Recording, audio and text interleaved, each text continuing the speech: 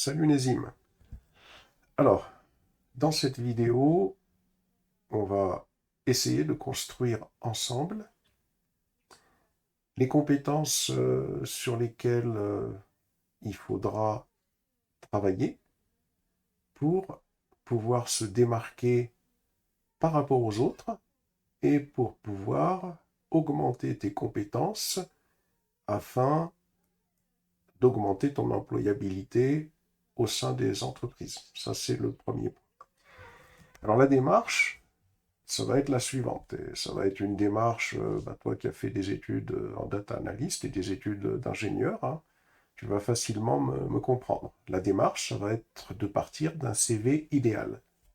Et dans ce CV, on va incorporer les compétences qui sont recherchées par les entreprises. Alors bien évidemment, là j'en ai mis pas mal, hein, ce qui veut dire que toi, ça te permettra d'avoir une vue générale, de dire, ben oui, effectivement, ça, je connais, ça, éventuellement, je le mets de côté par la suite. Et à partir de là, ça va permettre d'extraire la démarche qui sera la plus appropriée pour que je puisse t'apporter une aide, hein, afin de pouvoir te démarquer par rapport aux autres. Alors, on va y aller. Donc là, dans un premier temps, ce que j'ai fait, j'ai repris ton CV, j'ai été faire des recherches sur Internet, j'ai utilisé ChatGPT, les connaissances que j'ai, etc., etc., pour essayer de construire quelque chose d'idéal. Donc je reprends ton CV, on le laisse. Alors pour la mise en forme, hein, ça ce sera éventuellement à revoir, hein. Là, moi, je construis un CV avec, je le répète encore une fois, les compétences qu'il faudrait mettre en avant pour pouvoir se démarquer par rapport aux autres. Donc ça, on garde. Le profil, on garde. En tant que futur ingénieur, je suis motivé pour débuter ma carrière professionnelle et mettre mes compétences au service d'une entreprise dynamique et innovante. À partir de septembre 2024, mon engagement et mes capacités seront des atouts précieux pour votre équipe. OK. Pour les expériences professionnelles, on ne va pas les changer, hein. C'est celles que tu as mis toi en avant sur ton CV. Maintenant, on va descendre sur les compétences. Alors, les compétences, comme langage de programmation, il faudrait un data analyst, hein. Il est parfait, bien sûr, avec Python, le langage R, hein, qui permet de faire des analyses statistiques, le SQL, bien évidemment, Scala, Java. L'idée, c'est pas de tout connaître, hein, mais je répète encore une fois, c'est le CV idéal. Pour les outils de visualisation de données, on a Power BI, Tableau, T3.js. Pour les big data, il y a Hadoop, Spark et Kafka. Pour le machine learning et le deep learning, il y a alors j'ai du mal à le prononcer, Scikit-learn, TensorFlow, Keras et PyTorch. Pour le cloud computing, on a AWS, Google Cloud Platform GCP, Microsoft Azure. Pour les analyses de données, on a Python, R, Power Query et Excel. Pour DevOps, on a Terraform, Docker et Git. Pour les logiciels statistiques, on a SaaS Entreprise, Git, Talent. Et pour les compétences en analyse de données avancées, alors, je ne sais pas quelles sont les compétences que tu as exactement. Moi, je mets celles qu'il faudrait intégrer. Peut-être pas tout, hein. Analyse exploratoire de données, EDA, donc technique pour comprendre les tendances, anomalies et modèles dans les données, modélisation de statistiques avancées, régression, classification, clustering, analyse factorielle, série temporelle, expérience pratique, projet personnel ou contribution à des projets open source sur des plateformes comme GitHub, participation à des compétitions de data science comme celle sur Kaggle. Bon, ça, je répète encore, c'est un CV idéal, hein. Bien évidemment, il y a des choses qui vont partir, hein, mais il faut partir de quelque chose de très bien. Il faut voir ce qui sera possible de faire. C'est-à-dire qu'après, on est confronté à la réalité. Pour les compétences en gestion de projet et communication, compréhension des méthodologies agiles comme Scrum. Ça, c'est fondamental. Attention, agile comme Scrum. Communication et storytelling avec les données, capacité à présenter des résultats de manière claire et convaincante aux non-spécialistes. Pour la gestion de projet, connaissance des outils comme Jira par exemple et Trello. Et puis pour les compétences transversales, la curiosité intellectuelle, l'organisation, l'adaptation, l'agilité et l'esprit d'équipe, la bonne communication orale et écrite, le sens du service et de l'écoute. Et enfin, bon, il y a eu les formations, bien sûr, hein, dont que toi tu as mis en exergue. Hein. Donc on va retenir nos formations ici. Et pour les certifications, on remet les certifications. Et pour les langues, on remet les langues ici. Et pour les centres d'intérêt, on remet les centres d'intérêt. OK. Donc, dans ce CV, ce qu'il y a de marquant, bien évidemment, il y a des choses qui sont propres aux data analystes. Hein. Donc, il y a des choses déjà que toi, tu maîtrises dans les différentes technologies qui sont liées à data analyst. Maintenant, ce qui est intéressant, à mon point de vue à moi, c'est voilà, des langages comme Java et Scala, ou le langage R, ici. Pour le cloud AWS, et puis un autre, par exemple, Microsoft Azure, pour avoir une idée. Pour le data analysis, bon, ça c'est ton domaine, donc il est répété ici. Je dis que c'est un CV idéal, donc très certainement il y aura des choses à corriger. Pour DevOps, Docker, Terraform, Docker et Git. Pour les logiciels de SaaS, donc là c'est toi qui vois celui que tu retiens. Voilà, on verra bien, doucement, doucement. Voilà. Donc maintenant, la question qui se pose, c'est la suivante, et c'est sûrement celle-là que tu vas me poser comme question. Ok, très bien, tout ça c'est parfait, mais qu'est-ce que va apporter par exemple DevOps à un data analyst? Qu'est-ce que va apporter Java à un data analyst? Qu'est-ce que va apporter le cloud à toi en tant que data analyst? Parce que l'objectif, c'est que c'est très bien de construire un CV comme ça, mais faut-il encore pouvoir, le défendre en entretien, et puis deux, avoir fait des mini-projets, c'est pas uniquement prendre les technologies en main, pour pouvoir être vraiment, comment dirais-je, crédible. C'est ça qui est très très important, la crédibilité. Et c'est pour ça qu'autour de ce CV, qui va être allégé, hein, probablement, là je t'envoie déjà le travail que j'ai fait, il va falloir construire, si tu veux, comment dirais-je, donc il va falloir imaginer l'entretien qui va y avoir. Ça, c'est très très important en France, hein, de pouvoir convaincre la personne qui est en face de toi. Et ça se prépare. Alors, on y va. On va expliquer déjà pourquoi est-ce que, quels sont les avantages des compétences DevOps pour un data analyst. L'avantage des compétences DevOps pour un data analyst, c'est déjà l'automatisation des processus. C'est-à-dire que les compétences en DevOps vont te permettre d'automatiser des pipelines de traitement des données. C'est-à-dire que tu vas avoir des données que toi, tu as l'habitude de traiter manuellement. On va pouvoir automatiser tout cela, ce qui peut augmenter l'efficacité et réduire les erreurs humaines. Donc ça, c'est déjà très intéressant d'avoir cette compétence-là. De plus, toujours dans DevOps, comprendre les principes de ce qu'on appelle l'intégration continue et le déploiement continu peut aider à intégrer et déployer des modèles de données et des scripts analytiques de manière fluide et régulière.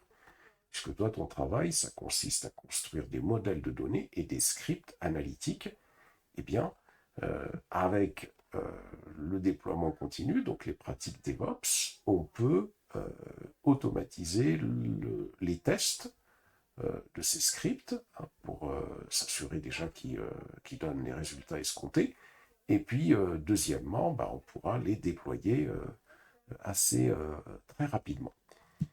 De plus, ça permet d'utiliser ce qu'on appelle la gestion des versions et du code, hein, c'est-à-dire que maîtriser des outils comme Git pour le contrôle des versions, ça permet de faciliter la collaboration et la traçabilité des modifications apportées au script et au modèle analytique. Ça, c'est extrêmement important quand on souhaite travailler dans un milieu professionnel et ça va apporter un plus.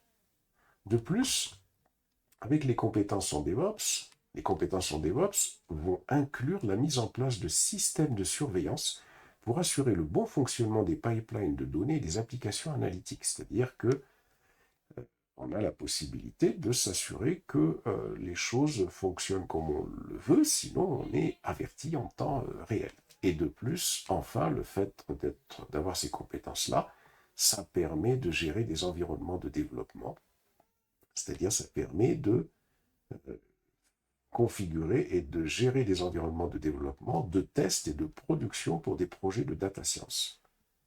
Les outils qu'on utilise généralement dans DevOps, c'est les outils comme Jenkins,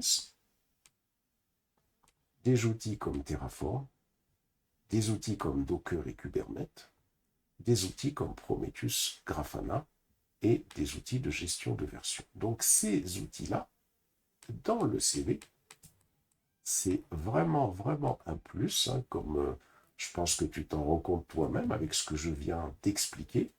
C'est-à-dire qu'ici, dans DevOps, hop, rajoute, hein, outils par exemple. On peut rajouter euh, euh, pour ne pas surcharger, on va dire,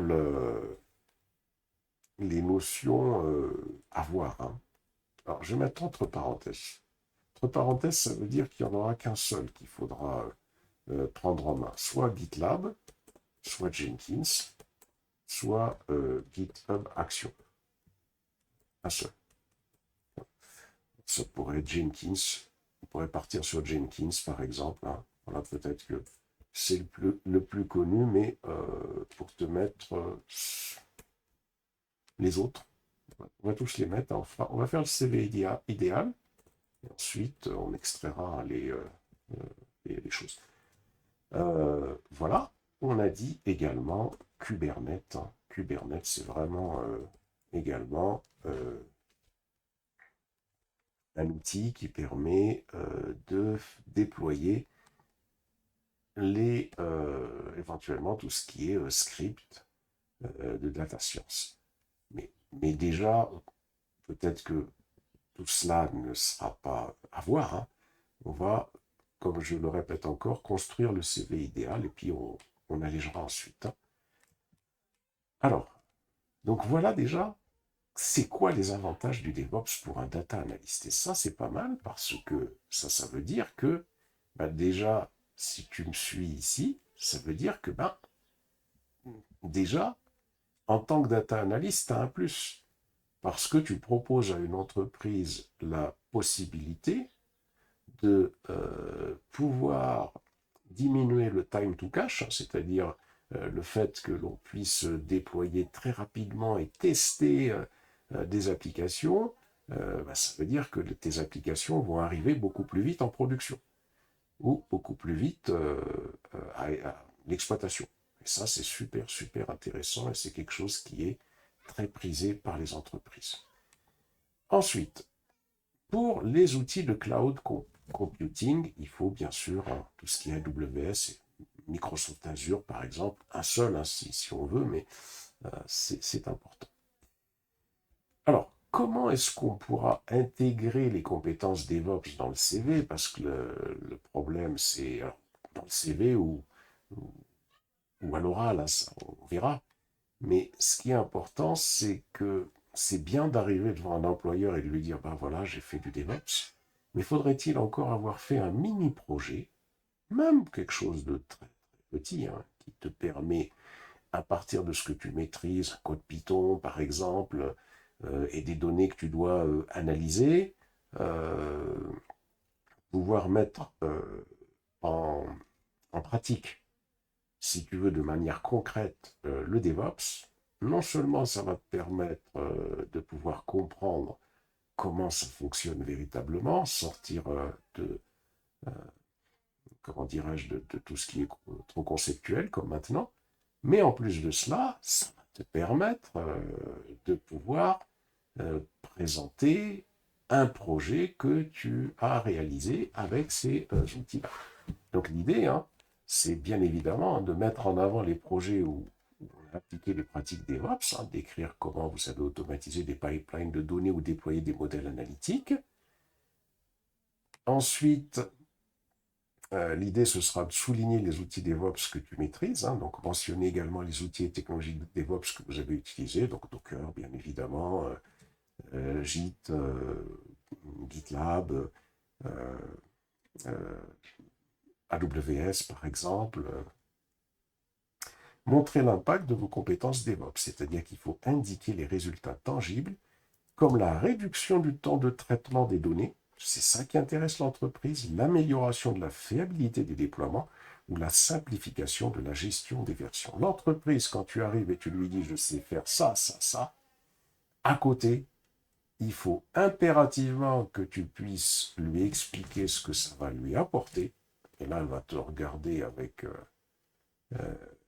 des yeux très intéressés. Et deuxièmement, il faut que tu puisses donner l'exemple d'un mini-projet que tu as réalisé. Quelque chose de pas trop complexe, mais ça, très probablement, on discutera pour voir ce que toi, tu as comme éventuellement modèle analytique ou programme Python que tu possèdes. Ou alors, ben, on cherchera, c'est pas un problème ça. Donc, en somme, les compétences DevOps peuvent non seulement renforcer le profil du data analyst, mais aussi démontrer la capacité à gérer des environnements de données complexes de manière efficace et sécurisée. Parmi les projets possibles à faire, hein, construire, hein, un projet data de pipeline automatisé. Par exemple, le développement d'un pipeline automatisé pour les traitements de données de vente utilisant Python, Jenkins et Docker. Et l'idée, ce sera tout simplement de pouvoir constater qu'il y aura une réduction du temps de traitement de 50% et une amélioration de la fiabilité des données. 50% ici est donné à titre indicatif. Hein. Ça, c'est uniquement, si tu veux, pour pouvoir, déjà que toi, tu comprennes bien l'apport que permet DevOps, et ce sera le langage à avoir, de toute façon, avec un futur employeur. Ensuite, visualisation interactive des données de marketing, création de tableaux de bord interactifs avec tableau, mais ça c'est ton domaine, hein, pour visualiser les performances des compétences marketing, utilisation des techniques de storytelling pour présenter les données aux équipes non techniques. Alors, ici, ce que j'ai fait, tu vois, j'ai mis des questions et réponses possibles, voilà, auxquelles il faut se préparer lors d'un entretien d'embauche. Par exemple, ici, pouvez-vous nous parler de votre expérience en tant qu'analyste? Et bien sûr, s'il y a les compétences DevOps, on va les intégrer ici. Alors, bien sûr, ce discours peut être un peu remodelé. Hein. J'ai travaillé en tant que data analyst où j'ai acquis une solide expérience dans l'analyse des données, la visualisation et la modélisation statistique. J'ai utilisé des outils comme Python, SQL et Tableau pour extraire, nettoyer et analyser les données provenant de différentes sources. J'ai également travaillé sur des projets de machine learning, automatiser des pipelines de données avec des outils DevOps comme Docker et Jenkins, et collaborer avec des équipes interfonctionnelles pour fournir des insights de data driven. C'est-à-dire que l'idée, c'est de construire un discours, bien sûr, qui va correspondre à une réalité, c'est-à-dire qu'il faut impérativement prendre en main ces outils. Hein. Ça va être ma tâche de te proposer les ressources pour cela, qui ne seront pas trop compliquées. Hein. Ensuite, par exemple, autre question, comment gérez-vous les données manquantes dans un dataset? Tu verras la réponse ici. Pouvez-vous expliquer un projet où vous avez utilisé le machine learning? Ensuite, comment assurez-vous la qualité des données? Pouvez-vous nous parler d'une situation où vous avez dû expliquer une analyse complexe à une équipe non technique pour s'assurer que le storytelling, hein, tu le maîtrises? Comment gérez-vous les demandes urgentes ou les propriétés conflictuelles dans votre travail?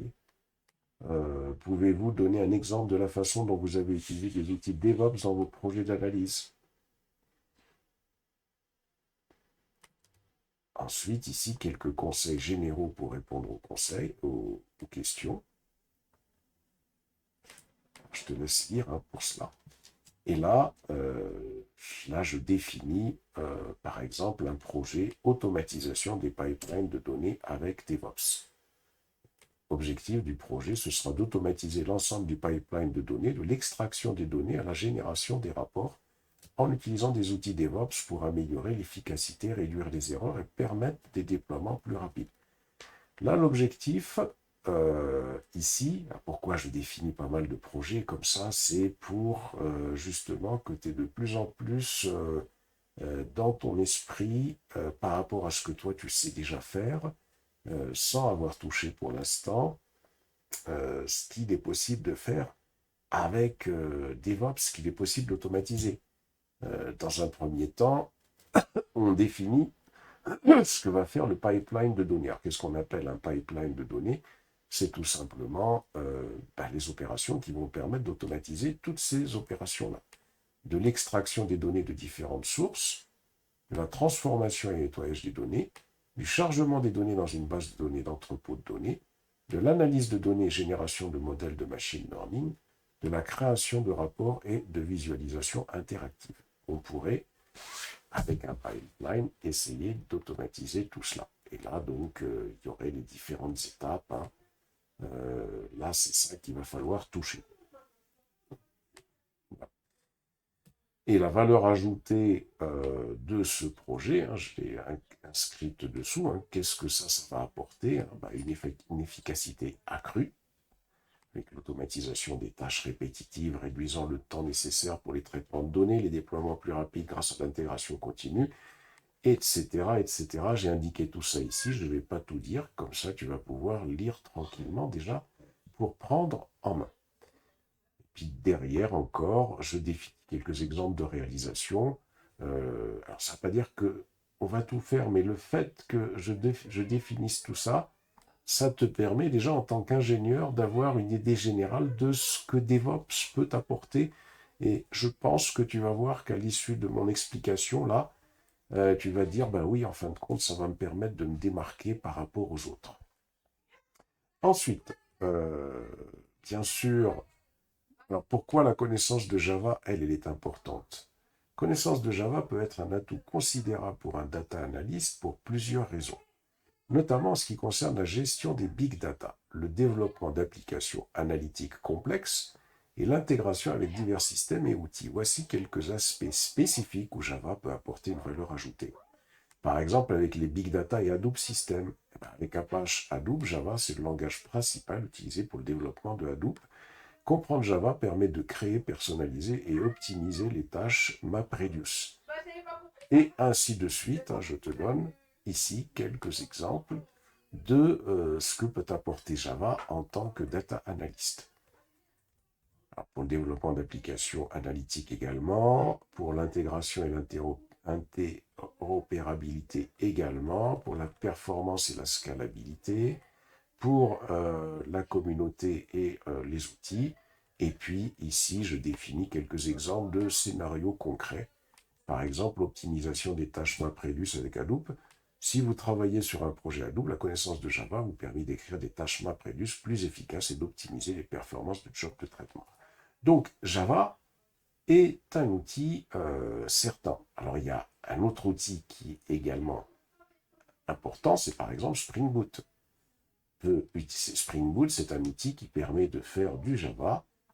Par exemple, en utilisant Spring Boot, vous pouvez développer des services web RESTful en Java qui fournissent des résultats d'analyse de données à d'autres applications, permettant une intégration fluide dans l'architecture IT de l'entreprise. Alors, on va descendre. Tout ça, c'est les raisons pour lesquelles Java est intéressant. Pour le cloud, par exemple, ici, sur AWS, un projet, pour voir en quoi le cloud est intéressant, on peut faire un projet d'analyse et de visualisation des données de vente en temps réel sur AWS. Par exemple, créer un pipeline de données sur AWS pour ingérer, stocker, analyser et visualiser des données de vente en temps réel. Ce projet utilisera plusieurs services AWS pour montrer votre capacité à intégrer et utiliser l'infrastructure cloud de manière efficace. Donc ça veut dire qu'il y a des outils, beaucoup d'outils sur AWS Par exemple, Amazon Kinesis, Amazon S3, Amazon RDS pour les bases de données, AWS Glue pour nettoyer et préparer les données, Amazon Redshift, AWS Lambda pour le traitement serverless sans serveur de données en temps réel, etc. etc. Alors, je vais pas rentrer dans le détail. Tout ce document, si tu veux, c'est tout simplement pour déjà, dans un premier temps, parce que la dernière fois, on avait discuté rapidement, et peut-être que quand on discute rapidement, bah, tu peux te poser la question, te dire, oui, d'accord, ok, là, effectivement, Mustapha m'explique que DevOps, ce serait un plus pour moi, que Java, ça va être un plus, que le cloud va être un plus, d'accord, mais comment est-ce que ça va vraiment s'intégrer à ce que je fais? Et là, quand je détaille cette explication-là avec ce document-là et avec cette démarche-là, toi-même qui as fait des études d'ingénieur, tu as la capacité de filtrer et on peut ensuite discuter et on pourra arrêter, si tu veux, quelque chose par rapport à cela, quelque chose qui soit pas lourd, attention, hein, parce que l'objectif, c'est quand même de pouvoir, par exemple, priorité, par exemple, ce serait déjà le DevOps et puis AWS. Déjà, ces deux outils-là, c'est important. Je ne sais pas en termes de Java ce que tu connais, hein, mais là, comme ça, je préfère que tu aies un document complet comme celui-là. Voilà. Ça va te donner le temps de le lire, de comprendre, et puis on peut en discuter, et puis sûrement d'être toi-même, de te dire, bon, bah, ok, par rapport à tout ça, voilà, je comprends effectivement la pertinence de ce que je t'explique. Et normalement, comme je te le dis, bah, tu vas voir que ça va te permettre de pouvoir passer beaucoup plus facilement par rapport aux autres.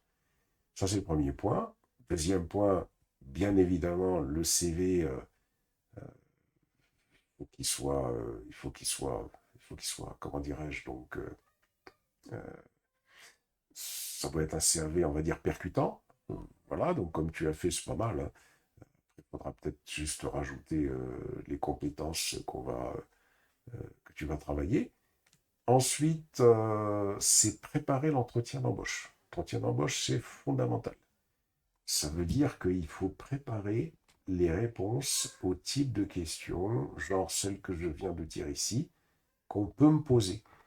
Et on répond pas faut pas répondre dans le vide ou en l'air. Il faut absolument que les réponses aux questions, ce soient celles qui sont attendues par les gens qui sont en face de toi. Des fois, on peut avoir un CV qui n'est pas extraordinaire, d'accord, avec des compétences qui ne sont pas extraordinaires. À partir de l'instant où on sait comment préparer les choses, les éléments techniques qui vont te manquer, tu vas pouvoir comment dirais-je, les combler assez rapidement. Pas de problème. Donc, il va falloir préparer tout ça. Donc, je t'envoie déjà cette première vidéo, première explication, hein, dans laquelle j'essaie de détailler encore plus. Je te laisse en prendre connaissance, et puis, une fois que tu en as pris connaissance, tu vois, et puis on en discute.